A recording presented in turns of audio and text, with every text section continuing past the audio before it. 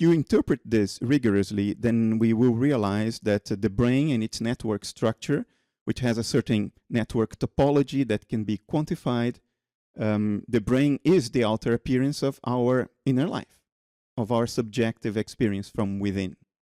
So if the universe has a subjective inner life as well, at the largest cosmic scale, you could say, well, it's plausible that we should find a network structure that, once quantified, would resemble that of a brain, because they are both representing the same phenomenon at different scales. It's like the fractal you alluded to, as above, so below. So it's a brain at our level, but something resembling a brain, that's a valid hypothesis, if cosmopsychism is correct, something resembling or having some of the features of the network topology of the brain should be found at the largest scales that we can discern. Lo and behold, that's exactly what we find. So what Franco and Alberto did, they did a spatial Fourier transform of the distribution of matter, including dark matter, in the universe at its largest scales, as simulated by the best models we have today, you know, the standard model of cosmology. And the result of that spatial Fourier transform shows a pattern of distribution of matter that is very, very much like what you find in a brain. The network topologies are very similar. It's not vaguely similar. It's quantifiably similar to a disconcerting level that nothing in physics would allow us to explain.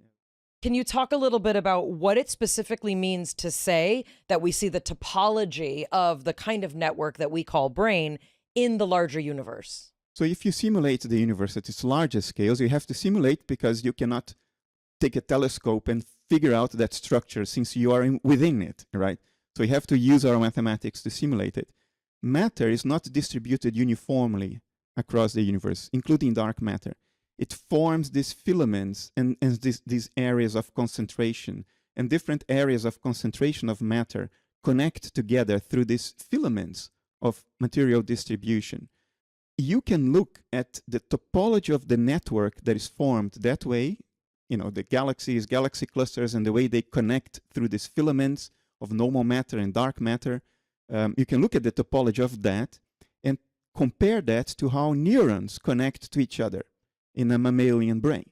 So you would have the accumulation of matter that is the neuron body, and the filaments would be the axon and the dendrites that connect each neuron to the other neurons. And then you do a mathematical quantification of that network topology in both cases, and you compare the numbers, and the numbers match surprisingly well in a way that is difficult to say, well, it's just an accident. Now, look, this doesn't mean the universe is a brain, because we define the word brain to, you know, biological organisms on this particular rock, the third rock from the sun.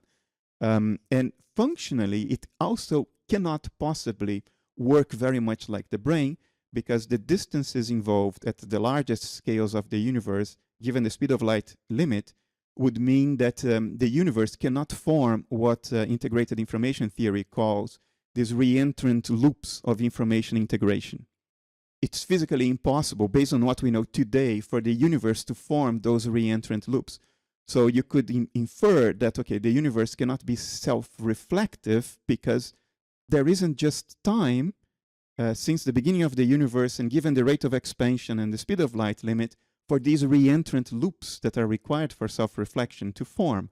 But it can very much be a brain like an instinctive brain, the brain of a nematode, that also doesn't form very many reentrant loops. But the suggestion is that something in the very fabric of reality, in the basic organizing principles of reality, manifests itself, these organizing principles manifest themselves at one scale as brains, mammalian brains, and at another scale, the very same organizing principles manifest as the network topology of the web of galaxies.